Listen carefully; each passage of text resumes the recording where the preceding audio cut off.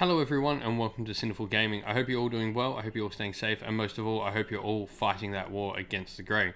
Today's video, we're going to go through a bunch of steps you can use to help build your own narrative for your Warhammer Age of Sigmar army. We've got 7 steps that we're going to follow through and we're going to talk a little bit about that will help give you a reason to give your army some narrative to begin with, but help set that narrative in the setting and give your characters meaning, purpose, and depth as well. Most importantly, depth to their characters, so they're not one-dimensional characters with a single-minded goal. We're aiming to create characters that really feel like a part of the world in Warhammer Age of Sigmar. So I guess let's get cracking on into it, and this is going to be 7 steps to follow for building your army's narrative. Well, step 1 is pretty simple, and it's learn the setting of Warhammer Age of Sigmar. Now, this doesn't mean you need to know every nook and cranny and every little fact about every god beast in every corner of the mortal realms. What this means is you need to have a basic understanding of what exactly the mortal realms are. You can do this by either reading some battle tomes, especially if you've got a particular army that you're working on. Maybe read up that army's battle tomes lore section, because that'll give you a good place to start with some knowledge of how things are and what things act like in Warhammer Age of Sigmar.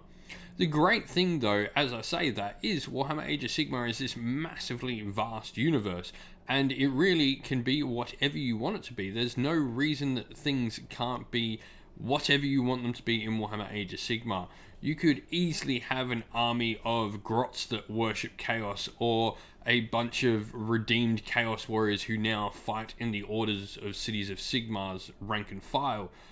It's quite easy to have all of this be things in Warhammer Age of Sigmar because it's proven in the narrative in different parts. On top of that though, you could go that little bit further in reading your army's battle tome, the core rulebook, and campaign supplements like Malign Portents, Malign Sorcery, Wrath of the Everchosen, and more, all have fantastic lore sections for you to read and get to grips with Warhammer Age of Sigmar lore. And then even on top of that, we have Black Library, which puts out a ton of great Warhammer Age of Sigmar fiction, of which you can check out a ton of Black Library reviews on the channel. And also I've got a video up on how to get started with that if that is something you're interested in. But Black Library can be a way to really get in depth and gritty with the lore of Warhammer Age of Sigmar. Lastly, we'll talk about Age of Sigmar Soulbound, which is a supplement, or I guess side game, which is a role-playing game for Warhammer Age of Sigmar, and it's made by a company called Cubicle 7. Thank them on the screen for the map. And Warhammer Age of Sigmar Soulbound allows you to sort of delve into personal characteristics of characters, and this is a cool way to sort of learn that level where a character stands, depending on how far deep in the lore you're going with your army, whether you're going to make a single character and your army revolves around them, or you've got the whole army's lore. But definitely the first thing you need to do is really come to grips with the setting and learn a little bit about it and learn what it is all about. Number 2, now that you've learnt a little bit about the lore and the setting of Warhammer Age of Sigmar, you need to, I guess, identify what exactly interests you in the setting. What are some things that have really stood out to you and have hooked you into the setting of Warhammer Age of Sigmar? What are these little hooks? Why are they doing what they're doing? And, well, these are the things that you need to latch onto for your lore. Perhaps there's maybe a named character in a book and you'd like to recreate that named character's lore. That can completely be a thing, and maybe that's what you want to do with your own lore. You just want to build an army around this character you've read about, but maybe you want to build around that character but not directly. So maybe it's another warrior chamber of the Lord Celston that you've read about. So maybe you've read about, say, Gardas Steelsoul of the Hallowed Knights, and you go, I really like Gardas, but I also like the Hallowed Knights, and I want to build a bit more of my own Hallowed Knights. So maybe you do a different warrior chamber, so a companion of Gardas, a equal of him, somewhere in the mortal realms. These are the things, though, that you really need to identify, and these could be so many different things, whether it's characters, whether it's settings, whether it's plot. But these things come together and give you the basis of what you need to start building your own narrative. Maybe it's the idea of that everyone is hot-tempered in the realm of fire that is really drawing you in, like, cool, I want to do something from the realm of fire, the realm of Akshi. And that's what you can use to really ground your army in the setting. Or you like the fact that there's icy mountains in the realm of fire, for instance. You're like, I want to have an army that goes against the realm it is in, very much like, I would say, Greywater Fastness, on how it's an industrial city in the middle of the realm of life. Doesn't sort of make sense, but it lives there, and it exists, and it's sort of against its own realm in its very nature. But these are things you've got to identify and you've got to think about.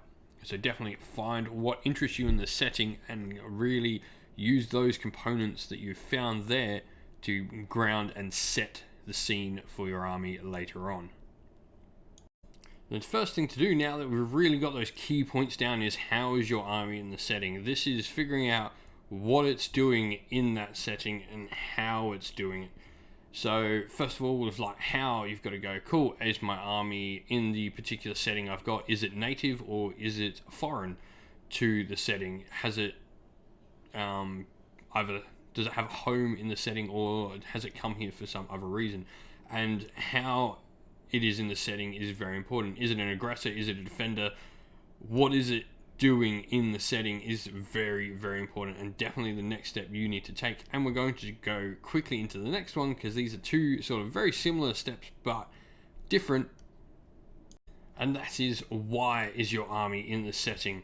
So we've got how, what is it in the setting, but why is it in the setting? These are the important parts now. You've got what, how it's been in the setting, and whether it's a defender, an aggressor, or a native, foreign, whatever. But why? What exactly is your army's purpose within the setting? What are its goals? What are its motivations? And what are its fears as well? All of these things come to be why. Why is it doing what it is doing? And this really will start to set the scene for your army. For instance, you're a Stormcast army, as you can see here. They're clearly coming in to try and stop these Flesh-Eater courts in the picture you've got here. They're trying to liberate this part of the mortal realms from the taint of the Flesh-Eater courts. That is their goal. That is their motivation. Maybe they're also motivated because they're very devout to their god, like Hallowed Knights are. So that is another why they're doing it, because they're devout followers of Sigmar and they believe he is utterly right in his purpose in the mortal realms. This is definitely something you really need to consider, and these are the things that will really give your army depth. Getting your army in a realm and setting it, whether it's living there or not, is all well and good, but if you don't have the reasons why they're actually going out to fight, this will be the part that really helps define your army. Number 5 though, how has your army come to be or what it is now?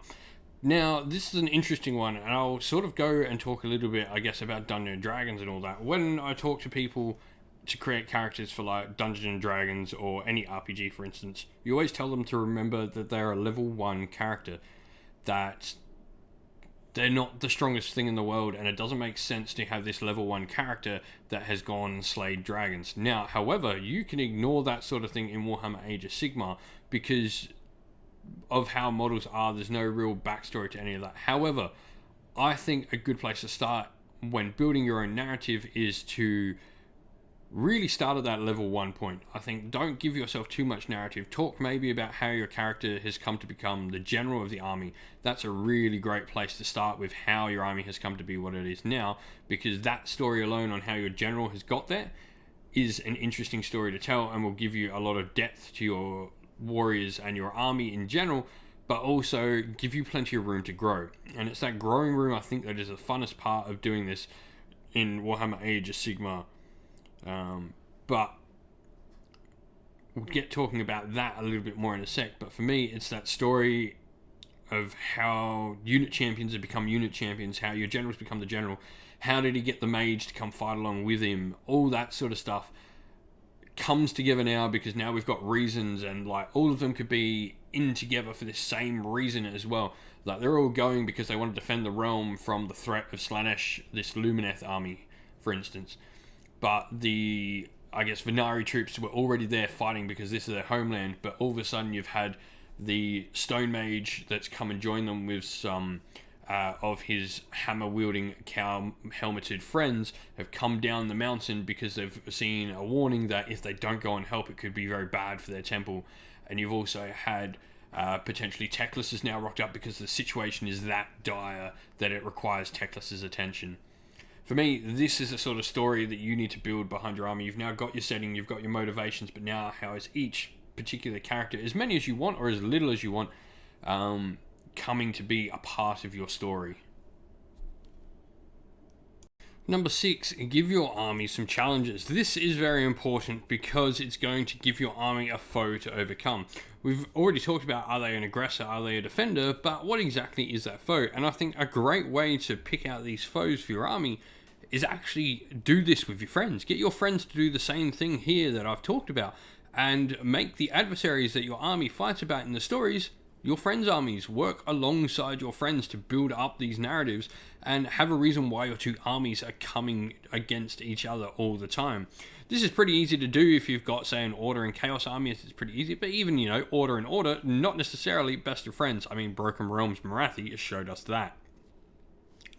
It's building up these challenges and these, I guess, adversaries for your army that really makes them real, especially now that we're starting to get these feelings and these motivations are starting to have reason to be why they're motivated to do such a thing, because they've got these enemies that are doing all the bad, nasty things, or at least the things that they don't like. It's not always bad and nasty. Sometimes you're the bad guy and you're playing against the good guys. But all of this just leads to giving another layer of depth to your army. And number 7, and perhaps the most important thing we're going to talk about, Age of Sigmar is this world where it's wondrous by its very nature. It is over-the-top fantasy. It is a fantasy's fantasy. It is the fantasy that a mythical world dreams up. But I think the most important thing you can do is bring your army back down to earth. Bring your army back down to a very basic level. Give your army roots in the very basics of storytelling that enable people, and you especially, to connect with it. Like all these things we've talked about, like they're defending their home, but stuff like they're defending their home because their child is at home in that city, or their family is there, or their mother, their father, their wife, their sister, etc. is in that city. This is something that can really pull on everyone's sort of heartstrings and makes everyone understand the gravity of the situation your army is facing. All of this just adds that layer of why they're doing what they're doing, and just these tiny things. And it can even be something like their devout faith in their God. Like they don't want to displease their God because that is everything to them. And that is a very real down to earth sort of feeling of not wanting to break your faith. All of this just gives that final little layer, but a very important layer to your narrative to allow you to connect with it and really feel what your characters are feeling on the tabletop. Well, we hope you enjoyed the video though, and hopefully this gave you some ideas on how to help build your own personal narrative. I'd love to hear some narrative stories from all of you that you've built up for your armies down in the comments below, or come on over to our Discord server, which is also linked in the video's description, and come chat to us there about them. While you're on YouTube though, please do go check out my featured channel section, which contains a bunch of other fantastic Warhammer Age of Sigmar content creators that do everything from battle reports, painting tutorials, gaming shows, everything you can think of. Go give them a check out. Lastly though, we'd like to give a shout out to everyone who supports the channel via Patreon and YouTube members. Thank you to James, AJC, JC, Christian Weir, Philip Ward, Soren, Kenny Lull, Alder and Shot First, Chaos Spawn, James Crowder, and Andrew Jarvis. Thank you all so much for supporting, and if you'd like to help support the channel like these fine people do, you can do so by following the links down to YouTube members and Patreon in the description of the video as well. That's it for today, folks, though. Stay safe, stay well, and most of all, keep fighting that war against the Grey. Ciao for now.